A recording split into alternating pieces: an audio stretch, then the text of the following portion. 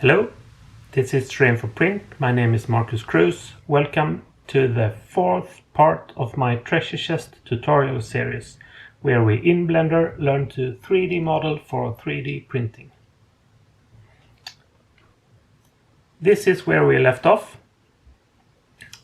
We've done a basic chest starting with a cube. We've done reinforcement along the edges, and we've done some very basic shaping of the planks that this is made from. And we use the mirror modifier. But if we click the chest, we can see that the mirror modifier is now applied. And the stack of modifiers here is also empty. Today we are going to add new objects. So far we haven't done that. We just started with the cube. Now we're going to add more objects. We're going to add rivets along the reinforcements. And we're going to use boolean modifiers to add them into the actual geometry. Let's get started. To add an object, we use the Shift A menu, and that brings up the context menu. We can see we have lots of mesh objects. I have a couple of add-ons enabled that gives me extra objects here that I like. When a new object is created, it is created at the cursor. It's like when you type in a word processor. Letters will appear at the cursor. The cursor in Blender is this little white and red circle and black crosshair. It's not very noticeable unless you know what to look for. So, how do we place it? We can place it on any surface. We can place it on any surface with Shift and right click. That will place it on that surface. See here, when I rotate the chest, the cursor stays firmly in place here where I want the first rivet. If we look on reference images for treasure chests, like the pirates in the Caribbean used to use, they have round rivets, like half balls pointing out. So let's add one of those. Shift A, we go into meshes, and we're going to use a UV sphere. Right, now we have created a new object here, and we can see in the outliner its name is sphere, because that's what it is. Here we can see the settings for it. The segments, if we zoom in a bit, we can change these settings here. I can have more segments here for more geometry. I think 32 is good. If we tab into edit mode, we can see that the poles are single dots and the n-gons around it is triangle. Everything else is quads. This is not optimal, but I think it's okay for this first simple exercise. Let's undo that and add the sphere again. Also the rings, sort of like the equator and its neighbors. 16 is probably good. The radius, I would say 0.4. If we zoom out a bit, move the cursor away so we can see clearly. Yeah, that's probably good. Now we don't want to add this on all four corners of the chest. We want to use the mirror modifier again. So let's select the sphere and add a mirror modifier. Nothing happens. Shouldn't we have sphere over here? No, because the mirror modifier by default operates under the origin of the object. And the origin is where we place the cursor to create the sphere. It's this little yellow circle. It's shown when we have it selected, like this. So there we have the origin. The origin can be moved. And I will show you one easy way of moving the origin. So first let's select the chest. We press Shift S to bring up this pie menu, and we do cursor to selected. Now the cursor is at the chest origin, and we mirror the chest around the chest origin. That's how it works. So now the cursor is at the perfect place to mirror the rivets also. So we select the first rivet and then Object, Set Origin, Origin to 3D Cursor. Now the little yellow dot is moved here and the mirror modifier starts working. So we want to mirror it along the Y also. Perfect. Now if we select the rivet and move into edit mode, I can Shift D to duplicate, and X I can duplicate these rivets and have it mirrored all over the chest. So I'm trying to decide how many rivets I want. It's okay if it's a little bit irregular, because these were made by craftsmen. They didn't have exact blueprints of how to do it. So what I do now, I want one that is exactly on the middle for technical reasons. I will show you later. So we tab out, tab into edit mode for the chest. We select this vertex. This is where we want the rivet. Shift S, cursor to selected. Tab out. I can again select the rivets. Let's rename them to, double click here, rivets. That's good. So tab, and now I can Shift A. Because I am in edit mode, I can only add new meshes. But let's add a new UV sphere here. And it gets the same values as the last time I created it. So now it's exactly on the middle here. Let's give the rivets sort of like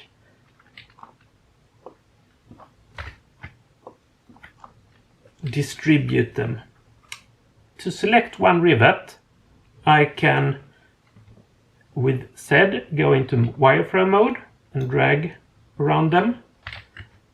GX to move it kind of like that. GX.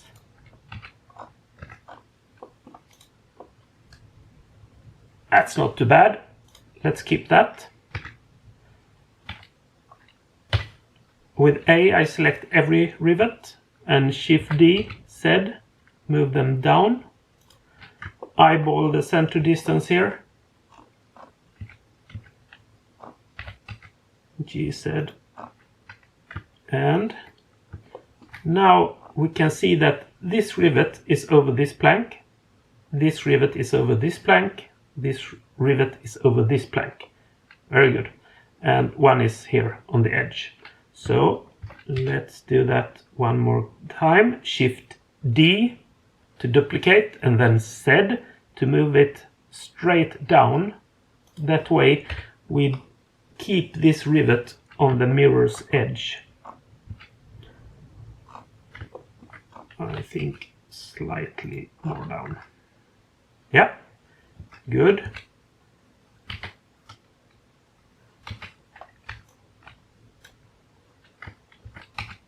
let's have one here on the middle, slightly down, G, Z. Yeah, that's good.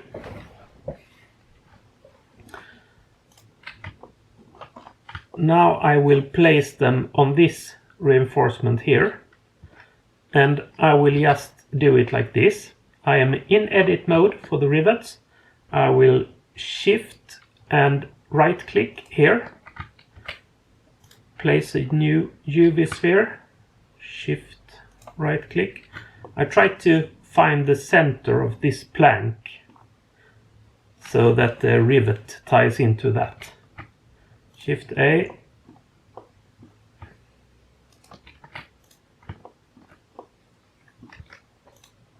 And now again we want it exactly on the middle. So, and now we don't have a vertex around here, but if we select an edge, Shift S, cursor to selected. Tab out from the chest, tab into the rivets. Shift A, UV sphere. If we don't place this exactly on the mirror's edge, we can maybe see something like this. That is a very strange looking rivet. So that's why we want it exactly on the edge. Good. Let's continue with placing rivets. Now I go into side view.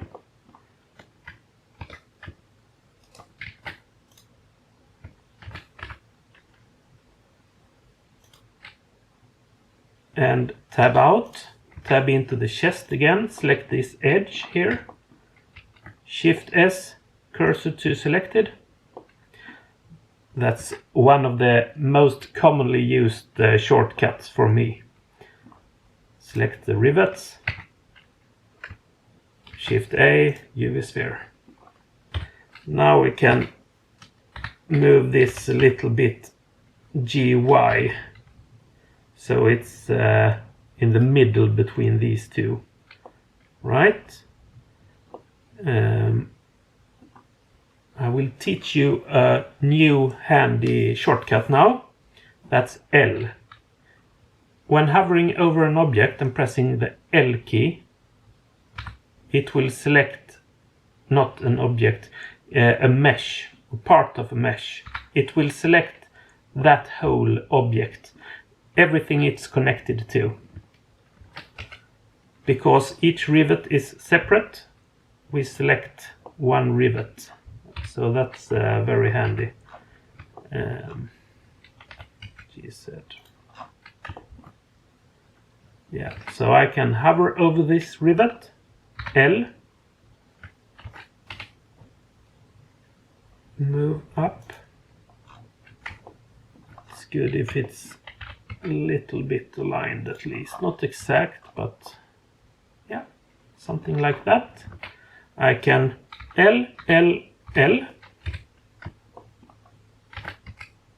Shift D to duplicate, Z to move them straight up. Good. Place the cursor, Shift A,